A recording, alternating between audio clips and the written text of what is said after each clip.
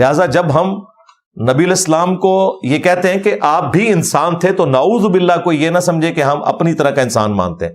توبہ، یہ کوئی گمان بھی نہیں کر سکتا. باقی وہ آیت برحق ہے، قل انما انا بشر مثلکم، کہ نبی تم فرما دو کہ میں انسان ہونے میں تمہاری طرح ہوں. اسپیشی میں، مرتبے کی بات نہیں ہو رہی. اور یہ اسپیشی بتانا ضروری تھا کیونکہ لوگوں نے پیغمبروں کو اللہ کا بیٹا بنایا ہوا تھا، تو یہ بتانا ضروری تھا کہ میں اللہ کا بیٹا نہیں ہوں، اللہ کا پیغمبر ہوں. سورہ بنی اسرائیل میں آیا کہ اگر زمین پر فرشتے آباد ہوتے نا تو ہم فرشتوں میں سے کسی کو پیغمبر بنا کے بھیجتے. اب چونکہ انسان آباد ہیں تو انسانوں میں سے پیغمبروں نے آنا ہے. لہذا نبی علیہ السلام اپنی اسپیشی میں بشر ہیں. ہاں، آنری طور پر آپ نور ہدایت بھی ہیں، وہ تو قرآن میں ہے، انا ارسلناک شاہدا ومبشرا ونذیرا وداعیا الی اللہ باذنہ وسراجا منیرا. نبی صلی اللہ علیہ وآلہ وسلم وہ سورج ہیں جو لوگوں کو چمکا دیتے ہیں، تو آپ نور ہدایت ہیں.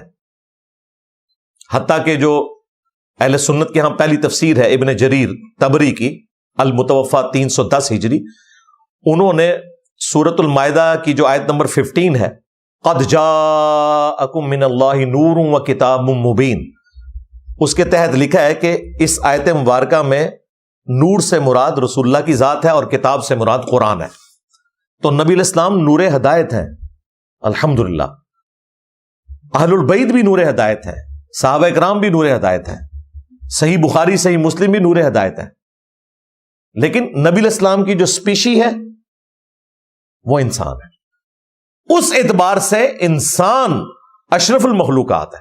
لہذا نبی علیہ السلام کو اگر وہ والا نور آپ ثابت کرنے کی کوشش کریں گے فرشتوں والا، تو یہ کوئی آپ کی شان بڑھا نہیں رہے ہوں گے آپ، بلکہ نبی علیہ السلام کی شان کو آپ کم کر رہے ہوں گے. کیونکہ نبی صلی اللہ علیہ وآلہ وسلم کی شان یہ ہے کہ آپ بشر ہیں، بلکہ افضل البشر ہیں، بلکہ بشریت کو ناز ہے آپ علیہ السلام کی ذات کے اوپر. باقی آپ نور ہدایت ہیں. وہ مسند احمد میں حدیث موجود ہے، جامع ترمذی میں موجود ہے، دلائل النبوہ کے اندر موجود ہے، مشکات میں موجود ہے. نبی علیہ السلام نے کہا میں اللہ کے ہاں خاتم النبیین اس وقت بھی لکھا ہوا تھا جب آدم علیہ السلام ابھی مٹی اور پانی کے درمیان تھے، ابھی پیدا نہیں ہوئے تھے. اللہ کے علم میں اس وقت بھی آخری نبی تھا.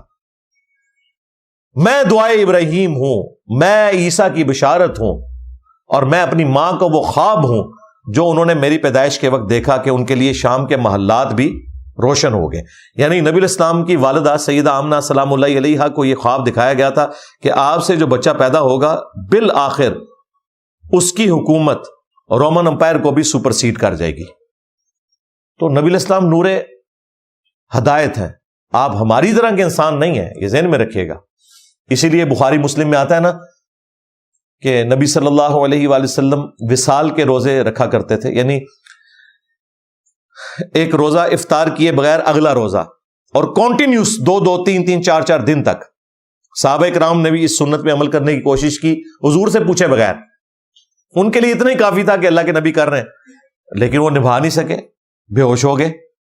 تو نبی علیہ السلام ناراض ہوئے. آپ نے فرمایا ایکم مثلی، تم میں سے کون ہے جو میری مثل ہو؟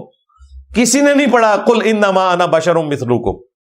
اس کا یہ مطلب ہے ہی نہیں ہے جو بعض وہابی ٹائپ لوگوں نے لیا. میں سب کی بات نہیں کرتا، بعض ایگزیجریٹ کر گئے. آپ نے فرمایا کہ میں رات اپنے رب کے پاس گزارتا ہوں، میرا رب رات کو مجھے کھلاتا بھی ہے اور پلاتا بھی ہے. تم میں سے کون میری مثل ہو سکتا ہے؟ لہذا تم نے اس طرح کے وصال کے روزے نہیں رکھنے. تو آپ اندازہ کریں نبی علیہ السلام کے تو معجزات، آپ علیہ السلام کی پرسنالٹی کی جو ایکسٹراڈنری خوبیاں انبلیویبل ہے. بخاری اور مسلم دونوں میں حدیث موجود ہے. حضرت جابر بن عبداللہ کہتے ہیں کہ صلح حدیبیہ کے موقع کے اوپر پانی ختم ہو گیا، بمشکل ساروں سے جمع کر کے ایک پیالہ اکٹھا کیا ہم نے، اور نبی صلی اللہ علیہ وآلہ وسلم نے اپنا مبارک ہاتھ اس پیالے میں ڈالا اور اس میں سے پانی کے چشمے نکلنے شروع ہو گئے. یہ حضرت موسیٰ علیہ السلام سے بڑا معجزہ ہے. موسیٰ علیہ السلام نے لاٹھی ماری تھی پتھر پہ، پتھر سے پانی نکل آتا ہے بھائی، گوشت میں سے پانی نہیں نکلتا. یہ بڑا معجزہ ہے. تو وہ تابعین پوچھتے ہیں کہ جابر بن عبداللہ آپ کتنے لوگ تھے جنہوں نے ایک پیالے سے جس میں سے چشمے رواں تھے پیا؟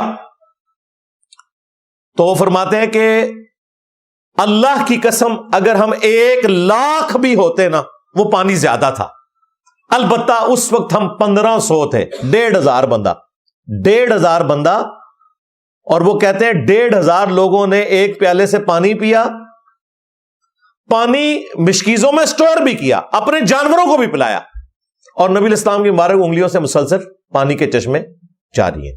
لہذا نبی الاسلام کے ہاتھ مبارک ہمارے ہاتھوں کی طرح نہیں تھے، یہ ذہن میں رکھیے گا، بلکہ وہ صحیح مسلم میں ایک حدیث ہے کہ ایک اور سفر میں اسی طریقے سے راشن کم پڑ گیا تو حضرت عمر نے کھانا پانی ایک دسترخوان میں تھوڑا سا جمع کیا اور کہا یا رسول اللہ آپ برکت کے لیے دعا فرمائیں۔ تو آپ علیہ السلام نے برکت کی دعا کی تو وہ ہزاروں لوگوں کو کفایت کر گیا۔ یہ جتنے معجزات ہیں ان میں آپ کو ہمیشہ یہ ملے گا کہ تھوڑا سا پانی تھا اور وہ ہزاروں کو کفایت کر گیا۔ کریشن ایکس نہیلو کبھی نہیں ہوگی، عدم ماس سے وجود نہیں آئے گا، وہ صرف اللہ کی خوبی ہے۔ نبی علیہ السلام کی دعا کی برکت سے تھوڑے میں اضافہ ہو جاتا تھا۔ یہ کبھی نہیں ہوا کہ نبی علیہ السلام جو ہے وہ ایسے صراحتاً اپنا ہاتھ مبارک آگے کریں اور اس میں سے پانی نکلے، نہیں، تھوڑا پانی ہوگا اس میں ہاتھ رکھیں گے تو پانی جاری ہوگا۔ یہ اللہ نے فرق رکھا ہوا ہے۔ عدم ماس سے وجود اللہ کی خوبی ہے، آلریڈی جو موجود ہے وہ اللہ تعالیٰ اپنے پیغمبروں کے ذریعے اس میں برکت ڈال دیتا ہے، وہ تو کئی ایک احادیث موجود ہیں۔